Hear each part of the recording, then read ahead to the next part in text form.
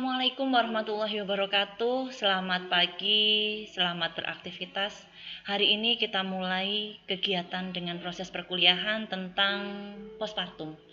Konsep postpartum.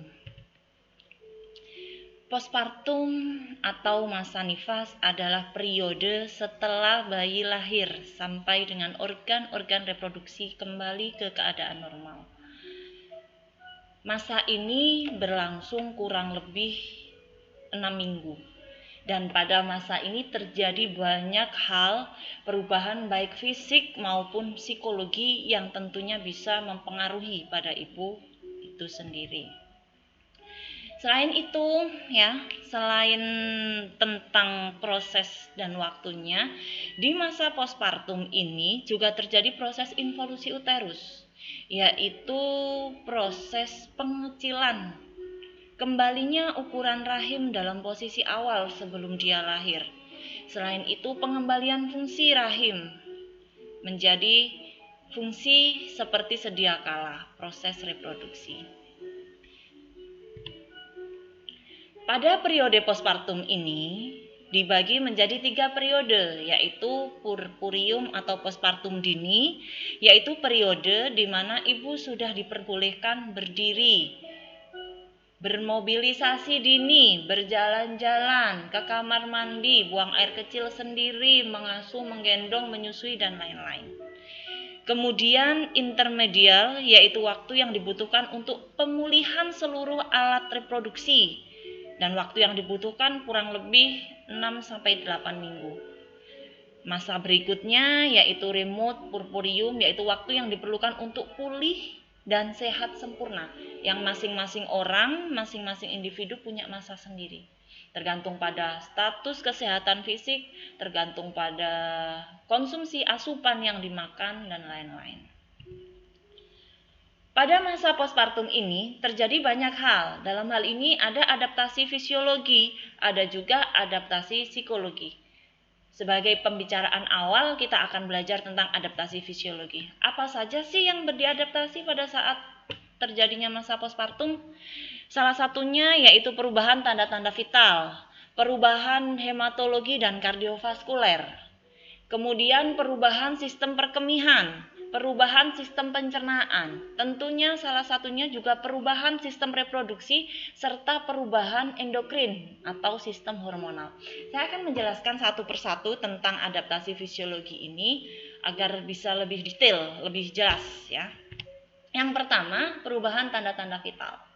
Di sini ada perubahan denyut nadi, di mana pada saat masa kehamilan, masa persalinan, sistem pada peredaran darah itu terjadi peningkatan. Sehingga pada saat terjadinya postpartum, peredaran darah ini kembali ke peredaran darah pusat ya. Jadi darah sekitar 1-2 liter sudah dikeluarkan pada saat terjadinya proses persalinan. Sehingga volume darah ini kembali normal, otomatis sirkulasinya pun akan terjadi penurunan biasanya. Biasanya menurun menjadi 50-70 kali denyutan dalam 1 menit. Untuk suhu, pengeluaran cairan yang banyak pada saat terjadinya proses persalinan ini menyebabkan suhu badan ibu mungkin sedikit meningkat, tetapi tidak boleh lebih dari 0,5 derajat Celcius. Jadi pada saat suhu tubuh ibu sampai melebihi 38 derajat Celcius, maka kita perlu waspada adanya infeksi ya. Tetapi apabila itu masih dalam batas 37,5, itu adalah adaptasi fisiologi karena adanya pengurangan cairan tersebut. Pada perubahan berikutnya yaitu tentang tekanan darah. Jadi adanya proses pengurangan darah, pengurangan cairan tadi, tentunya pada tekanan darah juga akan mengalami penurunan. Namun tetap harus dipantau. Penurunan ini tidak melebihi ya, tidak melebihi pada 15-20. Tidak melebihi 15-20. Ini adalah perubahan-perubahan pada tanda-tanda vital. Berikutnya, perubahan yang terjadi yaitu perubahan pada sistem hematologi dan kardiovaskuler, di mana peningkatan jumlah sel darah putih bisa sampai 15.000. Tetapi ini tetap harus dipantau, jangan sampai peningkatannya ini bisa sampai 30.000. Kenapa? Karena bisa mengakibatkan adanya infeksi ya. Perubahan yang terjadi selanjutnya adalah perubahan pada sistem kardiovaskuler, yaitu adanya penurunan kerja jantung dan volume plasma yang secara berangsur-angsur akan terjadi secara bertahap sampai pada minggu kedua masa postpartum. Hal ini ditandai dengan adanya penurunan tekanan darah, kemudian penurunan volume plasma, penurunan berat badan ibu terutama. Karena pada saat masa hamil tubuh ibu menjadi lebih gemuk, itu karena ada peningkatan cairan. Jadi pada saat sudah terjadi persalinan, maka tubuh ibu juga akan mengalami penurunan. Perubahan berikutnya yaitu perubahan pada sistem perkemihan, ya. Perubahan fisiologi pada ibu postpartum yang terjadi pada proses perkemihan di sini, pada sistem perkemihan, disebabkan karena otot-otot yang bekerja pada kandung kemih dan uretra tertekan pada awalnya, pada saat kehamilan, terutama kehamilan tua, tertekan oleh bagian terbawah dari janin. Misalnya di sini adalah kepala. Dan setelah terjadinya proses persalinan, maka penekanan ini kembali berkurang, ya. Sehingga biasanya ibu akan mengalami buang air kecil pada 24 jam pertama. Jadi ibu bersalin wajib harus setidaknya 6 jam setelah postpartum ibu harus sudah buang air kecil. Kenapa demikian?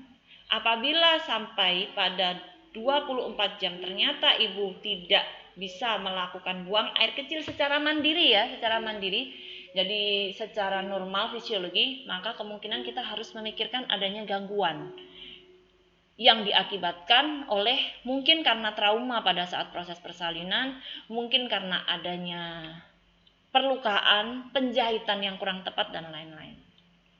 Selain adanya faktor mekanik ini, ternyata pengaruh hormon estrogen pada saat hamil juga mempengaruhi, ya.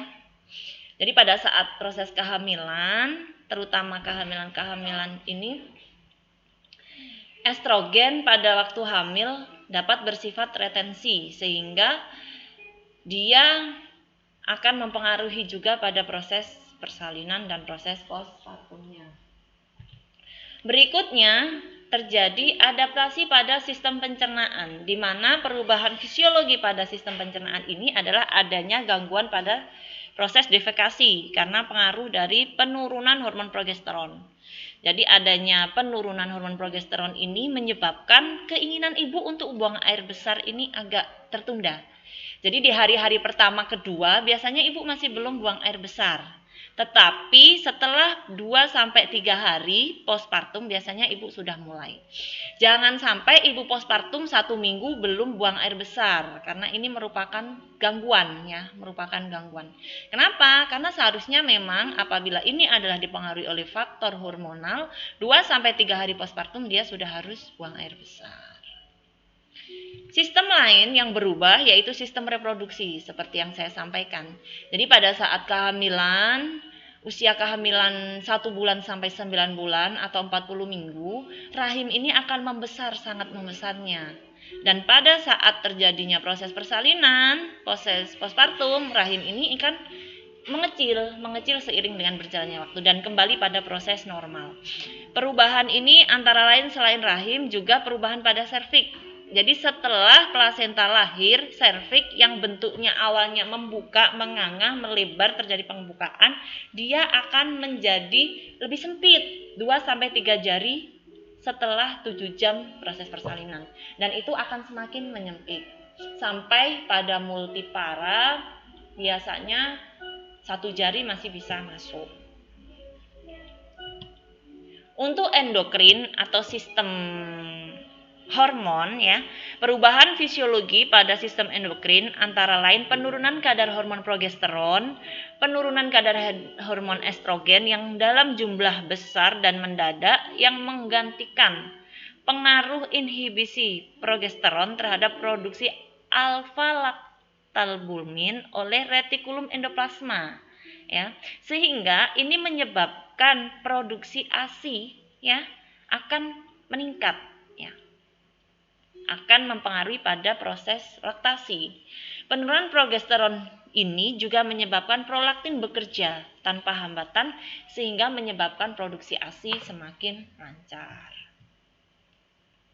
Tadi sudah saya sampaikan bahwa dalam masa nifas itu terjadi perubahan adaptasi baik fisiologi maupun adaptasi psikologi. Untuk adaptasi psikologi, penting sekali bagi ibu bersalin untuk mendapatkan pengayoman atau kedamaian, ketentraman, pendampingan, dan lain-lain. Kenapa? Karena ternyata psikologi ini sangat besar pengaruhnya pada ibu hamil. Kita tahu pada saat seseorang setelah melahirkan, dijenguk, dilihat, ternyata banyak sekali mereka itu ibu-ibu postpartum itu cemburu. Kenapa? Karena ternyata sebagian besar para pengunjung, penjenguk dan lain-lain, terutama keluarga, itu bukan menanyakan keadaan ibu bersalin, tapi bagaimana anaknya, apa jenis kelaminnya, hidungnya mancung atau enggak, ganteng enggak, mirip siapa dan lain-lain. Jarang sekali yang menanyakan keadaan ibu. Nah, kondisi ini ternyata juga bisa mempengaruhi apa yang terjadi pada tubuh ibu. Jadi kita harus benar-benar bisa memposisikan bahwa ibu saat ini butuh sekali perhatian. Ya, butuh sekali perhatian. Adaptasi psikologi pada postpartum dibagi menjadi 3 tahapan. Tahapan pertama yaitu fase dependent. Kemudian tahapan kedua fase dependent dan independent atau fase mandiri. Tahapan ketiga fase independent. Saya akan menjelaskan yang pertama fase dependent, yaitu dimulai selama 1 hari sampai 2 hari pertama setelah proses melahirkan. Ketergantungan ibu terhadap orang lain sangat menonjol. Ibu mengharapkan segala kebutuhannya bisa dipenuhi. Kenapa? Karena secara fisik ibu ini masih lemah, masih capek setelah menghadapi proses persalinan yang begitu panjang, kurang lebih 18 jam. Sehingga ibu sangat butuh diperhatikan, sangat butuh dibantu orang lain, termasuk dalam hal ini memenuhi kebutuhan fisiknya. Ibu butuh makan, butuh ke kamar mandi, butuh ganti baju, butuh menyusui babynya dan lain-lain. Itu masih butuh sekali bantuan dari orang lain, ya. Periode ini adalah waktu-waktu yang sebenarnya penuh kegembiraan. Kebanyakan orang tua sangat suka berkomunikasi dengan bayinya, berkomunikasi dengan suaminya. Sehingga untuk mendukung periode ini, perhatian suami, perhatian keluarga, ibu mertua, ibu kandung, semuanya itu jangan sampai hanya terfokus pada anak, jangan hanya terfokus pada bayinya, tetapi ibunya juga harus diperhatikan. Kenapa? Karena di fase ini, seorang ibu bersalin sangat perlu menyampaikan pengalaman mereka, cerita-cerita persalinannya, dan butuh didengarkan. Oleh karena itu, informasi-informasi yang diberikan pada waktu ini perlu diulang lagi. Misalnya, kita perlu memberikan pendidikan kesehatan kepada keluarganya, kita perlu memberikan pendidikan kesehatan lagi kepada ibu, sehingga proses ini jangan sampai ada masalah. Jangan sampai ada ibu merasa diasingkan atau ibu merasa nggak diperhatikan dan lain-lain. Itu akan menjadi hambatan besar pada masa postpartum. Dan tentunya meskipun ini faktor psikologi, ini juga bisa mempengaruhi pada proses fisiologi, di mana tujuan masa nifas tadi yaitu adanya pemulihan kesehatan. Ya. Fase berikutnya yaitu fase dependent mandiri, di mana ibu membutuhkan perawatan dan penerimaan dari orang lain, dan keinginan untuk bisa melakukan segala sesuatunya secara mandiri, meskipun sebenarnya kadang masih harus dibantu gitu. Ibu berespon dengan penuh semangat untuk memperoleh kesempatan belajar dan berlatih. Ya, biasanya kalau di teorinya Rubin ini disebut taking hold, yang berlangsung kira-kira hampir 10 hari. Jadi kalau taking in tadi hari pertama, hari kedua, kalau taking hold hari ke-3 sampai dengan hari ke-10. Jadi ibu sudah berupaya bisa memenuhi kebutuhannya sendiri di fase ini gitu. Fase berikutnya yaitu fase interdependent. Fase interdependent yaitu ketika ibu dan keluarga bergerak maju sebagai sistem, yaitu anggota saling berinteraksi. Jadi ternyata di sini tidak hanya dibutuhkan ibu dan bayi, keluarga itu juga sangat mendukung. Kesenangan dan kebutuhan yang sering terbagi pada masa ini, ya. Ibu harus tahu perannya sebagai apa. Ayah harus tahu perannya sebagai apa. Ibu mertua harus tahu perannya sebagai apa. Sehingga jangan sampai semua aktivitas ibu dilakukan oleh orang lain. Nantinya ibu akan selalu ketergantungan dan tidak bisa mandiri. Karena apa? Pada fase ini ibu harus sudah bisa mandiri melaksanakan kehidupannya seperti itu. Nah, kalau periode 3 periode itu ternyata tidak terlampaui dengan baik, tidak terlampaui dengan sempurna, maka hal-hal yang bisa terjadi antara lain baby blues, depresi postpartum, atau bahkan sampai ke postpartum psikosa. Apa itu baby blues? Baby blues yaitu suatu kondisi kejadian di mana ibu yang telah melahirkan ini merasa dirinya mengalami beberapa gangguan, misalnya ibu sering marah, ibu mudah menangis, ibu sedih, kemudian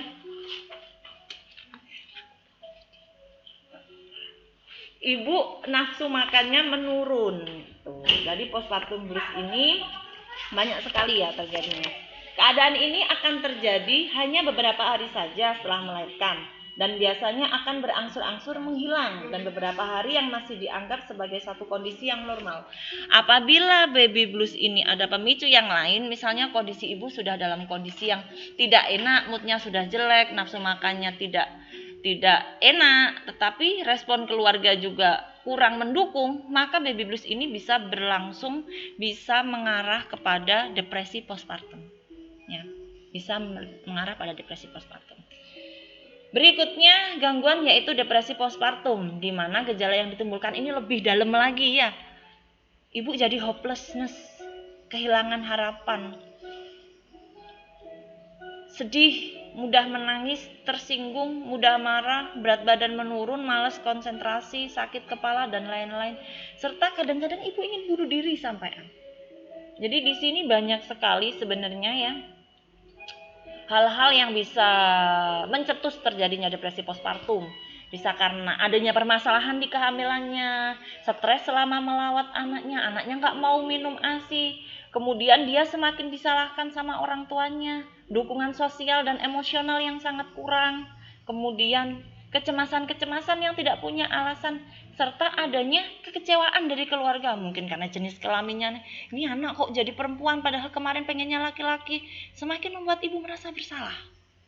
Ibu semakin menyalahkan diri sendiri sehingga ini semakin membuat kondisi psikologinya semakin terhambat. Nah, nggak bisa dibiarkan seperti ini, harus segera diatasi. Ibu harus diberikan kemandirian, kepercayaan dirinya harus dimunculkan kembali. Jangan lagi menyalahkan ibu, ini bukan kesalahan ibu, ini kondisi psikologi yang memang harus dipahami oleh semua anggota keluarga.